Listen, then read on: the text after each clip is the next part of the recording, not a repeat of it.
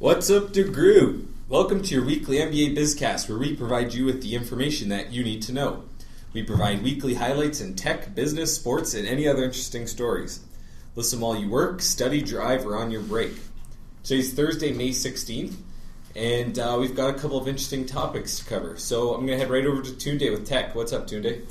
Hey guys, so this week the tech world kind of went crazy. In a 2-day span, we had Google I/O and BlackBerry Live. And for those who don't know, it was basically their big product showcases. So I think everyone's kind of familiar. These days, tech companies like to rent out big centers, big halls, and show off everything that's coming for usually back to school time, or sometimes they do them later in the year, they're aiming at Christmas. So Google basically showed off no new hardware, but they showed off a ton of new software. And they're really changing the Android system. But I want to focus on two things from Google. One is Hangouts, which is their new universal chat platform.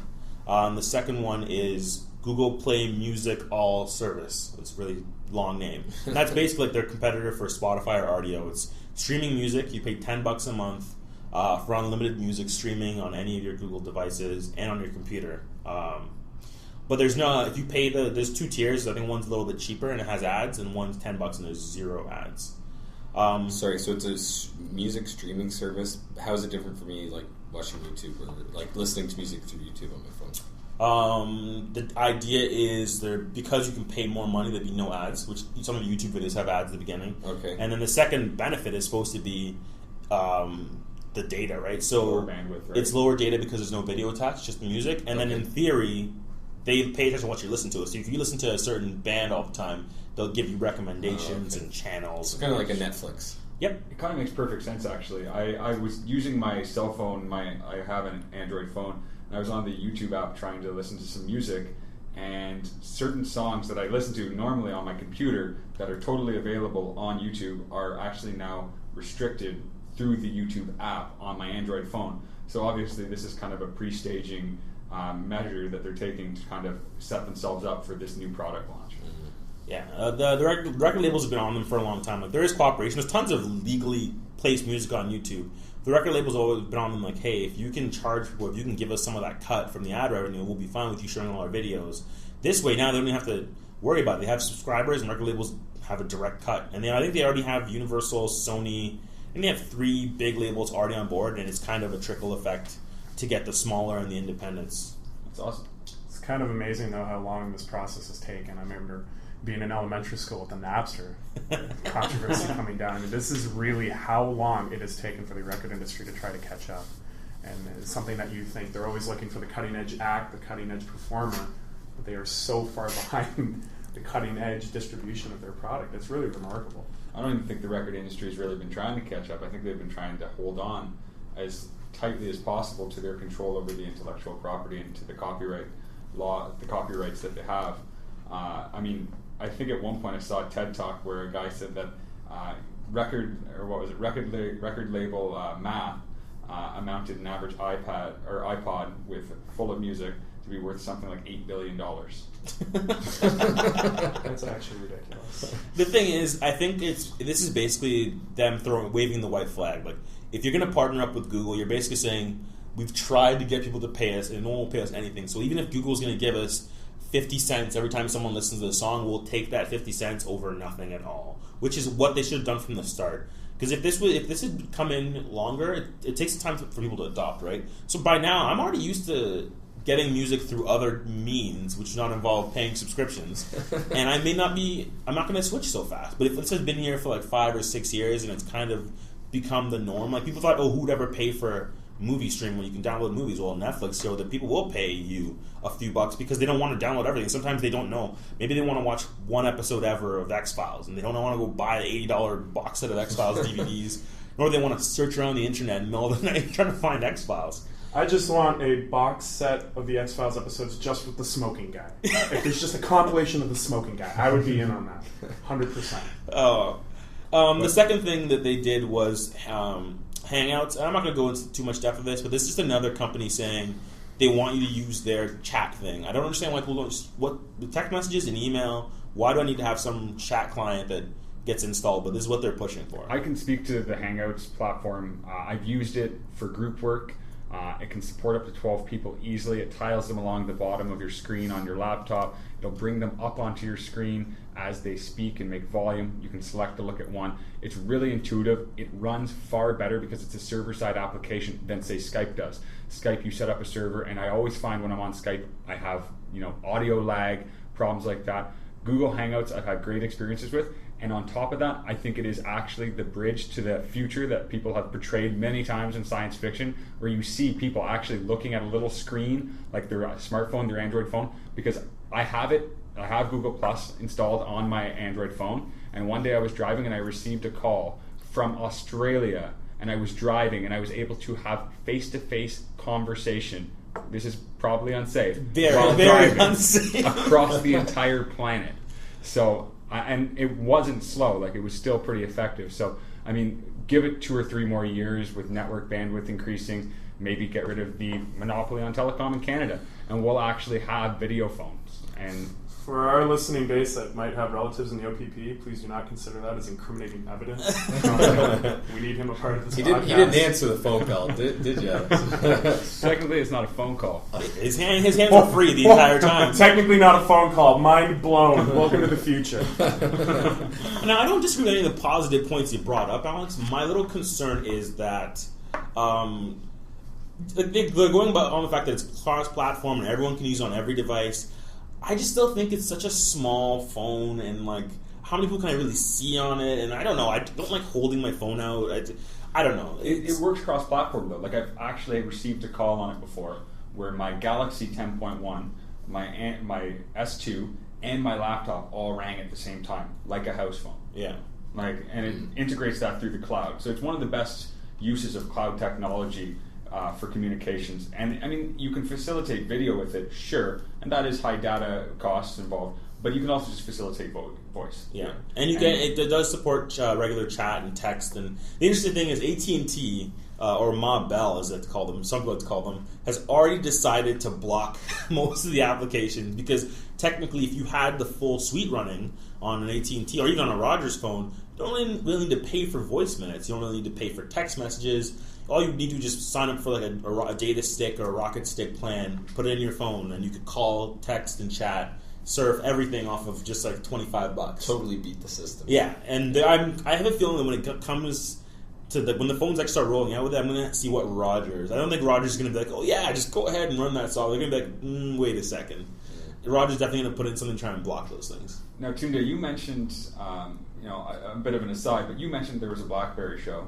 I don't know if you were coming to it, but I did hear a rumor that we were going to be seeing, finally, BlackBerry Messenger come to all platforms coming this summer. Yeah, so that's the last thing we want to briefly touch on before we move off of tech, is that it is finally, after what I would say was 3 or 4 years of very serious begging, which I think maybe has kind of died down. They've made BlackBerry Messenger available for iOS. I think it's from 6 and up, so I guess the current iPhone 5s or 4Ss and up.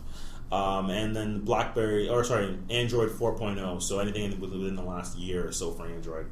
It's going to work full integration with the chats, the contacts, read and delivery alerts. All that stuff's going to be baked in. It's going to work just as good as it does on the BlackBerry, but they are keeping certain things for BlackBerry 10, as they should. So they're keeping, I think, screen sharing, the video calling option, I think, is still staying. I think they're keeping some of the group management options that aren't quite as powerful as far as on Android or iOS. Is it free? Yes. It's a really fine line, though, that they have to walk, and this has been such a long and arduous process to get to this point. I can understand why you'd be reluctant to share your technology if your ultimate goal is to obtain as much market share as possible. But to me, anyways, it seems so painfully obvious over the last few years that they needed to do something different to differentiate themselves. And if not even, I think the strategy aspect of this move is more for optics than it is actually for actual margins, and they need to.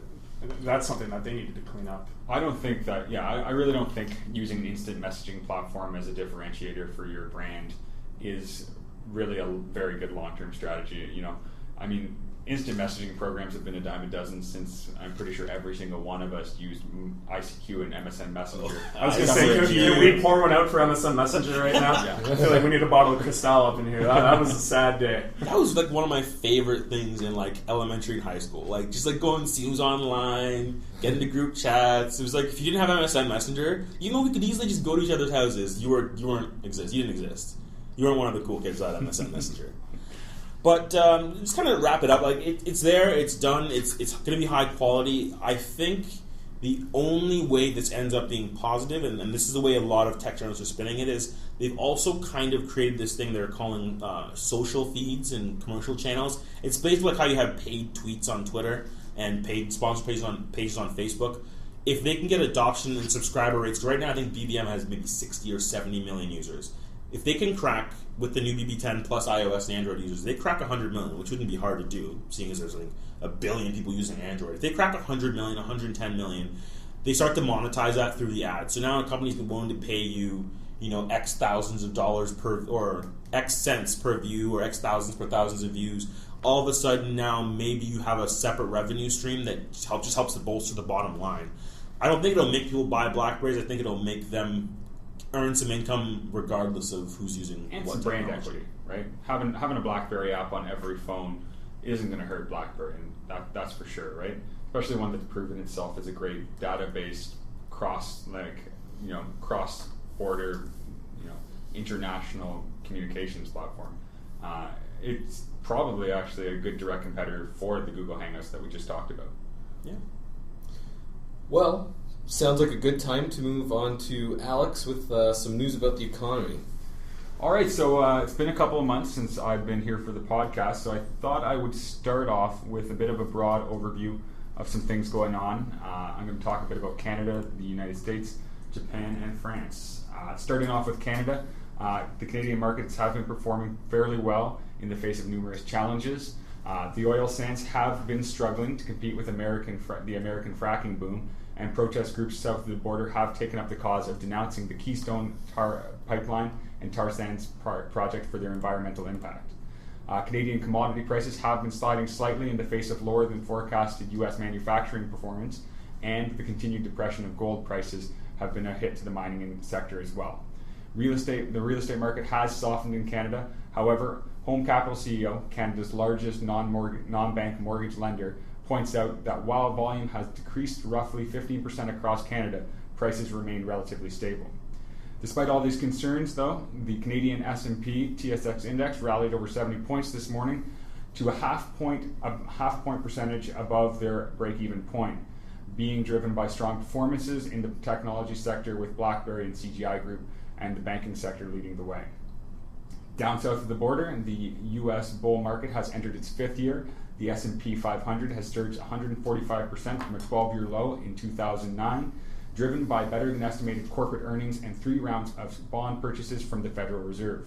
The rally pushed 193 stocks in the S&P 500, or 39% of the index, to their highest level in at least 52 weeks as of yesterday, the most in Bloomberg data going back to 1993. Investors are enjoying great returns, but how long can this bull market last is my question. Can I interrupt you for 1 second, Alex?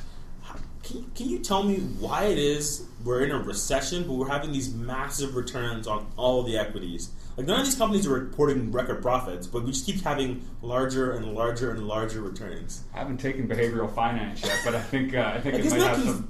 Tunde, I thought we touched on it last week, man. It's the emergence of Bitcoin.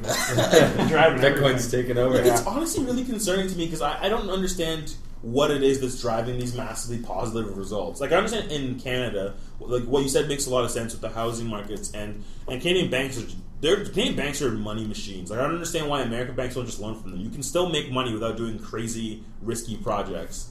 But the States, the rally is incredible. 39%? Well, 39% of the overall S&P 500 index is hitting hitting all-time highs. They're all-time highs. So, yeah, it is weird. I mean, I've looked at my own portfolios on Seeking Alpha, and I'm seeing things like, increases of 75% in the last 52 weeks for a number of companies. And we're talking about blue chip stocks, not startups that were $1 or or $2 like last year. We're talking about things like Netflix, and I think what we're seeing is some shifts in the landscape technologically. I think that's driving a lot of it. I also think that I think it's really just a lot of optimism coming back from the recession. I think one big factor to consider is that fracking boom I mentioned that's actually impacting us here in Canada. But down south of the border, it's depressing the cost of the entire economy, right? As the price of gas goes down, every single item in the economy loses its cost because every single action that goes on, every single transaction that goes on in the economy does have an oil cost associated with it. So I think that might be a big part of what's actually allowing a lot more economic growth than has been going on in the last couple of years. Makes sense. That said, a lot of speculators do think an adjustment is coming, so I don't know when it will be coming. Summer months tend to be a little slower, so we'll have to wait and see how that goes. Just a disclaimer, we here at What's Up Degroote do not provide any investment advice, recommendations, and are not liable if you lose your money and your shirt. And I hold no positions. And we've already got the authorities coming for Hill to for accident driving. Now it's going to be insider trading information. Just send me to one of those white collar guys. I could totally see him. The scene in Goodfellas when they go to it is Goodfellas. They go to prison and they got the meals all set up and they're in prison, but they're not really in prison. I could see Hill making a nice prosciutto sandwich for himself, dicing the garlic, and he's got the trading ticker tape going around. I actually, you know what? Let's do it up. Let's go to prison. Let's go to jail. We can still do the podcast from jail, right? Yeah. As long as they have internet in jail. As long as we have some bandwidth, we're good to go. I'm sure Canadian prison has... Let's not go down that rabbit hole. Alex, let's moving on. Touch on Europe. Japan. Japan is an interesting case economically, and it has been for a long time. Japan has been really active governmentally in steering the policies of their economy and controlling the market and the innovation that comes out of that market in a lot of ways. So it's notable that Japan's economy has expanded the most in a year last quarter as consumer spending and export gains outweighed the weakest business investment since the wake of the March 2011 earthquake and tsunami. Prime Minister Shinzo Abe is electrifying the nation that had lost faith in its political class following the first easing of Japanese monetary policy in almost 30 years, which is aimed at stimulating inflation following a long period of stagflation. Since he's been elected, the stock market has risen 55%, which I think I can let sit in the air. Consumer spending has pushed up growth in the first quarter to an annualized 3.5%. However, being wary of that inflation, Japan's three biggest banks, led by Sumitomo Mitsui Financial Group, forecast earnings will decline this year as monetary easing makes loans less profitable as borrowing picks up amid economic recovery. This is definitely a story to continue watching. There's a lot going on over there, and there's also a lot politically going on between both Japan and China. Some small land disputes over what might be simply specks of land in the ocean, but a lot of economic growth going on there, and a lot of change going on politically in that landscape. So it could really be a new dynamic in the Asian countries, with Japan changing its tone. Lastly, moving on to France. France has fallen back into a recession, which has been increasing pressure on President François Hollande to adopt policies to revive growth. Gross domestic product shrank 0.2% in 3 months through March, following a revised 0.2% contraction in the previous quarter. National statistics, I'm going to have to cut that. I'll start again from the top on France. And moving on to France, we have further concerns across the pond in Europe. I'll start again. I wrote this poorly. Let me cough then. Get her all out. You hearing this, Franklin? You're cutting this, all right? And we do have further concerns across the pond in Europe, and they have investors reacting. The French economy has fallen back into recession, increasing pressure on President François Hollande to adopt policies that will revive growth. Gross domestic product shrank 0.2% in the first 3 months through March, following a revised 0.2% contraction in the previous quarter. National Statistics Office (INSEE) said today. Economists expected a 0.1% drop the median of 25 forecasts gathered by Bloomberg News. Anyways, back to Connor. Sorry, Pac, were you about to say Well, something? I was going to say something about France. Yeah, it's really interesting the reaction that both the population and investors have had with Hollande's very, very militant application of socialism in there. He came in very gung-ho. We saw incredible tax rates on the highest earners in France, something like 75% income tax for earners earning over, I believe it was €1 million per as a salary. He also extended that into the business community, and the reaction has been very, very aggressive against it. You see a lot of these cases. I mean, you saw a lot of celebrities come out after the Obama election and they voiced their concerns about increased income taxes and stuff, but you didn't really see anything that was a huge reaction, kind of like an apocalyptic meltdown. We may be kind of seeing this in France. And we've seen. Well, yeah, I would say that Obama is not by any means a real socialist. I mean, he's been branded as one by some of his opposition, but in France, they've already had a far more left-leaning line throughout the last 20 years.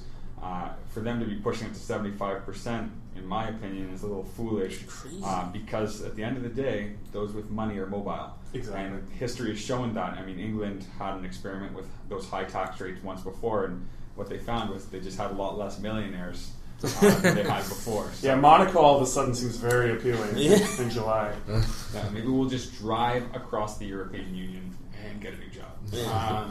But yeah, it's definitely something to keep an eye on. I mean, there's a lot going on in the Eurozone currently. Not so much good, but definitely something worth keeping an eye on, especially with France being one of the largest countries there. It's certainly concerning to see them slipping back into recession. And I just want to quick point out my Croatian brothers are going into the Euro right at the apparently the exact wrong time. So it's good to see my cousins are. I think they need Croatia though. I mean, Croatia is a real shipping port for a lot of Central Europe and Eastern Europe. So it definitely would be important for the European Union to have an economically strong country like Croatia come in. But yeah, I guess we'll have to see how that develops as well. Great. Now I think it's probably the best time for Pac with sports. Yes, and I don't know if it's so much sports as it is kind of a, what would you call it, a eulogy almost. I know we have quite a few Leafs fans in this program who are mourning still. First off, dreams were crushed. Right? Dreams were crushed. Yeah. Children cried. Grown men actually wept a little more. First off, I wanted to tell everybody that I'm clearly back safe and sound from my trip to Boston. Friday, Saturday, Sunday, and I was actually at Game 5 in the TD Garden. I saw Toronto extend the series to 6. I ran into a good friend of the program, Zach Amodio, in the Buffalo airport on Sunday to see the Leafs push it to 7. And I think most of us in this room and listening to this podcast know what happened on Monday. For those of you who don't, just a completely unprecedented meltdown. Leafs are in Boston on the road in a series that nobody expected to go past 5. They're in a tight game going to the third period. They're winning 2-1. Refs are letting everything go. It looks like a scene out of Slapshot. And then all of a sudden, out of nowhere, Toronto gets 2 quick goals. Kessel and Kadri score. They're up 4-1 with about 13 minutes to go in the game. And you just don't give up 3-goal leads in NHL hockey, let alone NHL playoff hockey. It just doesn't happen. And somehow to Toronto it did. It started with a Nathan Horton goal at about the 10-minute mark of the third. Then Milan Lucic made it 4-3 with 1:20 to go. And then Patrice Bergeron had a C&I puck that went in to make it 4-4. Everybody's stunned. It goes to overtime. And then Bergeron gives the coup de grace at about the 6-minute mark of OT. And it ends a pretty fascinating season for Toronto, but in just the worst way imaginable. Yeah. As depressing as it is, I think we should maybe just have a moment of silence for the Toronto Maple Leafs 2012 season. 2013, yeah.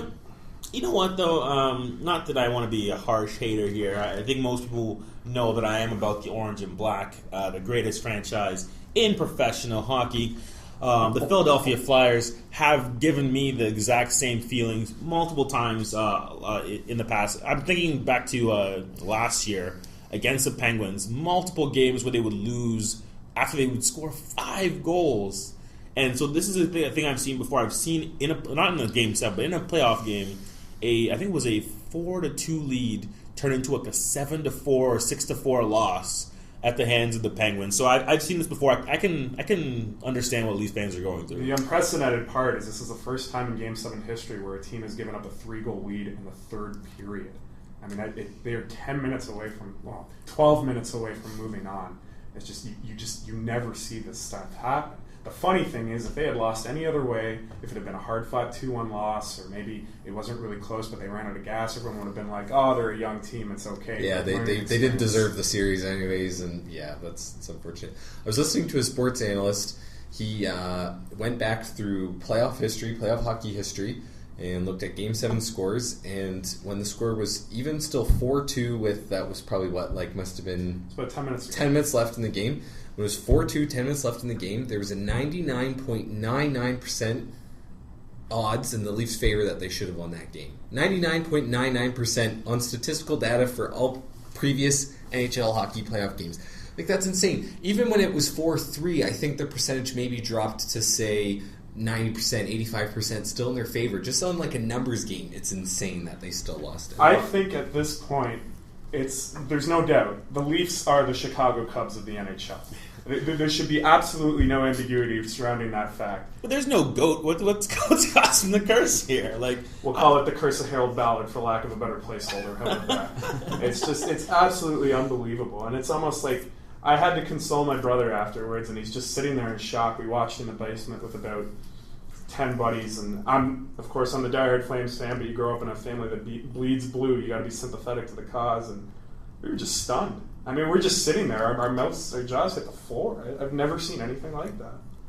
Yeah. But that being said, what do you think right now? The two Eastern teams in the finals, two Western teams, or two Eastern series, two Western series. It's already 1-0 Chicago in the West, yes. And 1-0 Pittsburgh, and even 1-0 LA as well. LA won. Yeah, Rafi Torres was a bad boy again. He's going to get a slap on the wrist for trying to kill Jared Stoll, but that's we don't know the suspension details yet. But he's having an in-person hearing. I think that you're starting to see two clear favorites emerge, and I think a lot of people freaked out in the first round after Pittsburgh had a tough go with the Islanders. The Islanders are a very plucky team. They were great on home ice. And probably deserved a better fate. I think they outshot Pittsburgh 39-21 in their Game 6 OT loss and knocked them out. But Pittsburgh, to me, is a team that you just cannot compete with that depth. I don't see anybody in the East. How can you match up against Crosby, Malkin, Neal? Now you've got Iginla. You have Letang on the back end. Even up front still, you've got Dupuis and Kunitz have had big seasons. The firepower is just unbelievable. The only thing that will kill them is goaltending. That's the only thing. Vaucoun he's supplanted Vaucoun. It looks like they're going to give Vaucoun the torch until he falters. But with a series against Ottawa, where I don't think Ottawa is going to really physically grind down on them, and Boston, Toronto was a war, New York, Washington was a war, those two teams are just decimated, and they're going to beat each other up again.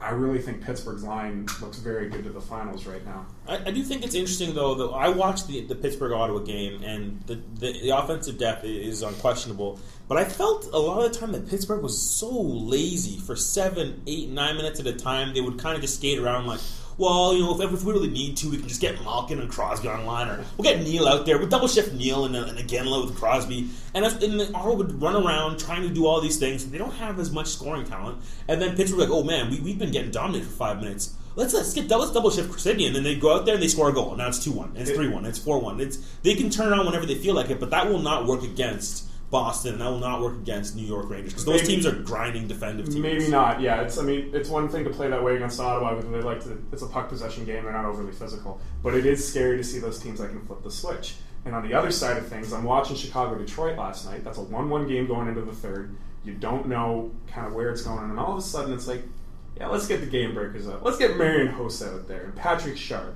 and Jonathan Taves, and Patrick Kane. And these teams, it's just incredible the kind of scoring depth and firepower that they have. I really think Chicago looks good. I think that's the one team that everybody kind of forgot about. Obviously, in this market, everybody's talking about Toronto and the collapse. We were a little surprised by Pittsburgh's struggles, but nobody said a thing about Chicago. Easy 5-game series against Minnesota. No big injuries. They are on cruise control right now. I've got them winning in probably a max of 5 games against Detroit. I really believe that. But I really think you're going to see a Chicago and Pittsburgh final, and you can quote this podcast when it happens. I'm just throwing it out there right now, and hopefully it happens before Hill goes to jail. So we got our official Stanley Cup prediction from What's Up Degroote. But still, we do not advise gambling or making any wagers on based on professional anything, sports. a single word that we say in this. Even if it was to be a 99.9% chance, we would not recommend any gambling. Before I throw it over to talk about something else a little more related, just so that I'm still catching up on the other sports that everybody listens to or follows, Chelsea beat Benfica in the UEFA Cup final yesterday, 2-1. Branislav Ivanovic had a late injury time winner to win that, but that's kind of the forgotten trophy in soccer.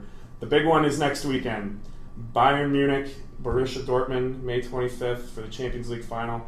We'll talk about that more in next week's podcast, but there are huge, huge storylines in this game. It's going to be awesome, even if you're a neutral. And we were talking about Rogers Communications earlier today. Maybe that money is starting to pay off. Jays are on a 4-game winning streak, boys. And I'm just saying, coincided with me going to Fenway, wearing my 92-93 World Series banner as a cape. 4-game winning streak. I'm not going to take too much credit. But Cape Man predicts a rise back to 500 for the Jays, and then we'll go from there. Sounds good. Well, I think that's all the time we have for this week. Thanks for listening. We hope you enjoyed the show. Be sure to follow us on Twitter at What's Up Degroote and like us on Facebook. If you want to contact us directly, email whatsupdegroote@gmail.com with any questions or comments. And this is What's Up Degroote signing off to go enjoy our nice long weekend.